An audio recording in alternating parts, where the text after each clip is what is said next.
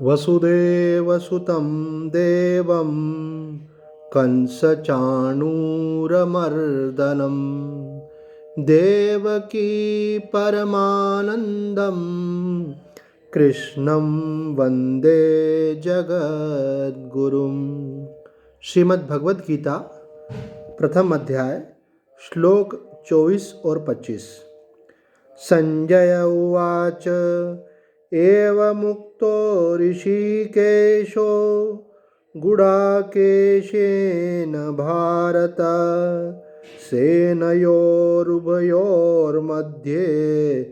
स्थापयित्वा रथोत्तमम् भीष्मद्रोणप्रमुखतः सर्वेषां च महीक्षिताम् उवाच पार्थ पश्यैतान् समवेतान् कुरुनिति।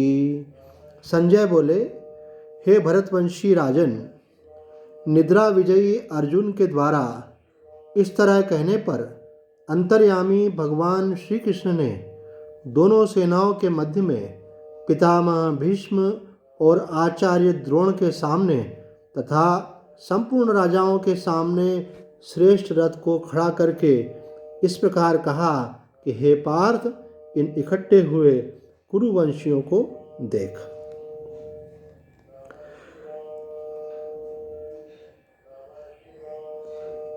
संजय जब भी बोलता है तो कोई गूढ़ रहस्य की बात होती है, तभी वो आप देखेंगे संजय उवाच आता है। यहाँ भी संजय एक संकेत कर रहा है कि भगवान श्री कृष्ण जो हैं बहुत बड़े लीलाधारी है। कई बार मनुष्य जीवन में कुछ परिस्थितियों में कुछ घटनाओं को ऐसा समझता है कि कुछ नकारात्मक हो रहा है, लेकिन मानो वो भूमिका हो रही होती है किसी बड़े सकारात्मक की। कोई लाइफ का टर्निंग पॉइंट होता है। जब भी आपके जीवन में कोई आपको शौक लगे, कोई आपके साथ कोई दुर्घटना हो, आप किसी कठिन दौर से गुजरें, तो समझना कि भगवान किसी बड़ी चीज़ की तैयारी कर रहा है। अथवा माँ अपने बच्चे को कभी संकट में नहीं डालती है, द्वंद्व में नहीं डालती है। वो जानती है कि इसका हित कैसे होगा, इसलिए उसके लिए तैयारी करती है। यहाँ भी आप देखो, सभी महात्माओं ने इन श्लोकों के माध्यम से कहा भगवान ये चाहते हैं कि अर्जुन ये युद्ध तो जीत जाएगा, लेकिन असली युद्ध कौन सा है? असली युद्ध जो हर मनुष्य के हृदय में चल रहा है।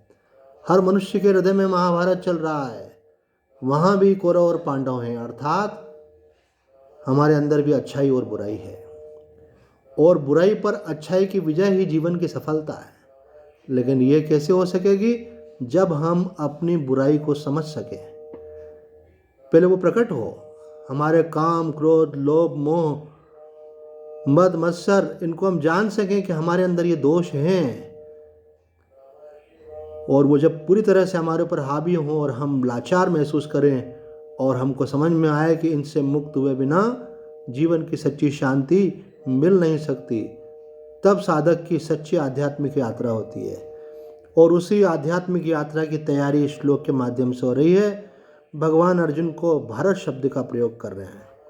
भारत शब्द का अर्थ है भरतवंशी राजन, अर्थात तू भरतवंशी हो, तुम केवल पांडव वंशी नहीं हो, पांडव के वंशज नहीं हो, भरतवंशी, और ये सब भरतवंशी हैं। दूसरी तरफ वो भगवान जो है अंतर्यामी, वो जानते हैं कि थोड़ी देर में ही अर्जुन के अंदर शोक और मोह का आवेश होने वाला है, और भगवान उसकी मानो तैयारी करवा रहे हैं, और उसके रथ को ठीक पितामह भीष्म और आचार्य द्रोण के सामने खड़ा किया। पितामह अत्यंत आदरणीय परम कुल के परम पूज्य, जिनकी गोदी में अर्जुन खेला है, और द्रोणाचार्य जो अपने पुत्र से भी बढ़कर अर्जुन को अपना शिष्य मानते थे, सर्वश्रेष्ठ शिष्य का नाम उन्होंने अर्जुन का रखा। तो यहाँ हम देखते हैं कि जब वो उनको सामने देखेगा तो उसकी चित्त की दशा क्या होगी? इनके साथ मुझे युद्ध करना है। और भगवान की इस योजना में भगवान ने एक शब्द का और प्रयोग किया है। भगवान अर्जुन को बोलते हैं, हे पार्थ,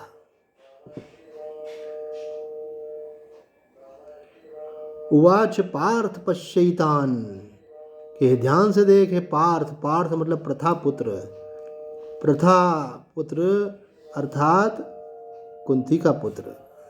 कुंती जो थी वो खुद शोक मोह से ग्रस्त हो रही थी इस सब चीज़ों को देख करके कि क्या हो रहा है मेरे परिवार के साथ। स्त्री स्वभाव है, स्वाभाविक रूप से कई बार कमज़ोर पड़ जाता है।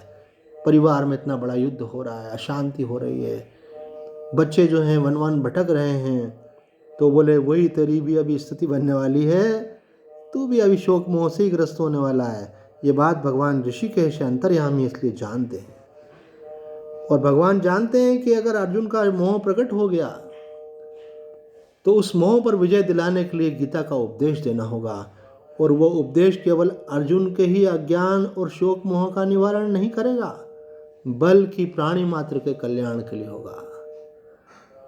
भगवान के अवतार के कई प्रयोजन होते हैं, वो किसी व्यक्ति विशेष के लिए नहीं आते हैं, भगवान समष्टि का कल्याण करने आते हैं।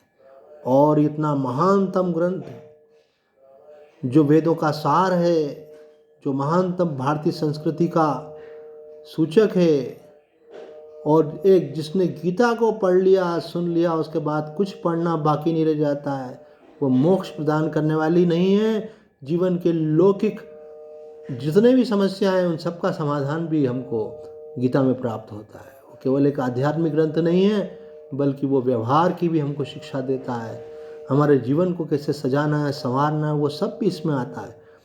उसकी भूमिका यहाँ बन रही है, वरना तो युद्ध होता और बात खत्म हो जाती। पर अर्जुन को अब हम देखेंगे आगे कि अर्जुन के मन में जब भगवान ने कहा पश्चैतान कुरुन, इकट्ठे हुए तुम कौरवों को देखो, उन्होंने दुर्योधन की तरफ इशारा नहीं करा, उन्होंने धृतराष्ट्र पुत्रों की तरफ इशारा नहीं किया, उन्होंने कहा कौरव तो वो भी कुरुवंशी था, उसके भाई भी कुरुवंशी थे, दुर्योधन पक्ष में जो थे वो भी सब कुरुवंशी थे, अर्थात अपने ही परिवार के लोगों को देखो। जब इस प्रकार से भगवान ने योजनाबद्ध तरीके से उसको वहाँ लाकर खड़ा किया और अर्जुन का मोह जागृत हुआ। और हम देखते हैं कि अर्जुन को भगवान वहाँ दिखाने के लिए लाया था। अर्जुन देखना चाहता था कि कौन दुष्ट बुद्धि दुर्योधन का साथ देने वाले, उनको मैं देख लूँगा, देखना चाहता हूँ। लेकिन आ करके देखने क्या लगा, दुष्ट बुद्धि दुर्योधन का साथ देने वालों को नहीं देख रहा है। अब यहाँ आकर के वो अपने अंदर मोह के जागृत होने पर अपने ही संबंधियों को देखने लगा। ये तो कौन कौन है, वो ये तो पितामह हैं, ये तो आचार्य हैं, ये तो मामा जी हैं, ये तो पुत्र हैं, पौत्र हैं, सखा हैं, ससुर हैं और हमारे प्रिय हैं। इस प्रकार से देखकर अर्जुन की अवस्था बदल गई। तो मनुष्य को चाहिए कि वो संसार में विजय प्राप्त करे, इतना पर्याप्त नहीं है। संसार में कुछ पाले उतना पर्याप्त नहीं, उसे जीवन कट जाएगा। पर मानव देह भगवान ने जो दिया है वो इसलिए दिया है कि आप उस चीज़ को प्राप्त कर लें जिसको पाने के बाद कुछ पाना बाकी नहीं रहे, उस परम विजय को प्राप्त हों, अर्थात अपने षड विकारों पर विजय प्राप्त करें, आप मन पर विजय प्राप्त करें। वही महान विजय है, वही सर्वश्रेष्ठ विजय है। बाहर के जमीन पर लोगों पर शासन करना तो सरल है, लेकिन अपने मन पर शासन करने वाला सबसे महान है।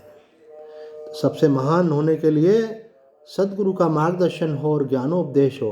तो यहाँ देखते हैं अर्जुन को अपनी स्थिति का अनुभव और फिर भगवान का उपदेश, जो कि आगे के प्रसंग में आएगा। तो आज इतना ही। ओम पूर्णमद पूर्णमिदं पूर्णात् पूर्णमुदच्यते पूर्णस्य पूर्णमादाय पूर्णमेवावशिष्यते। ओम शांति शांति शांति।